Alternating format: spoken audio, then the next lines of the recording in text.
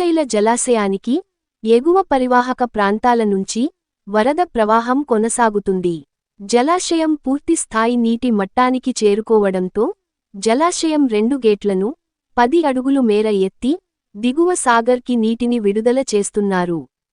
శ్రీశైలం డ్యాంకి జూరాల జలాశయం నుంచి 38,408 క్యూసెక్కుల నీటి ప్రవాహం, సుంకీసుల నుంచి 36,975 క్యూసెక్కులు, మొత్తం జలాశయానికి ఇన్ఫ్లోగా 75,383 క్యూసెక్కులు ప్రవహిస్తుంది.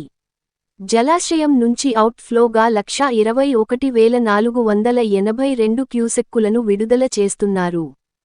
శ్రీశైలం డ్యాం పూర్తి స్థాయి నీటి మట్టం 885 అడుగులు కాగా, ప్రస్తుతం 883.50 అడుగులుగా నమోదైంది.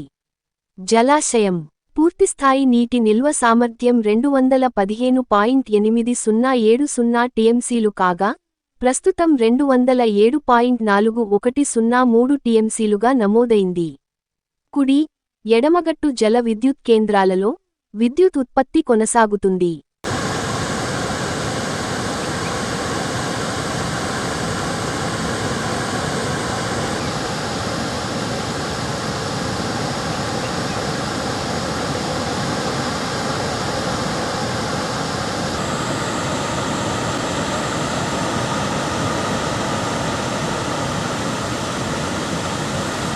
మీ N9 న్యూస్ యూట్యూబ్ ఛానల్లో please like, share and subscribe.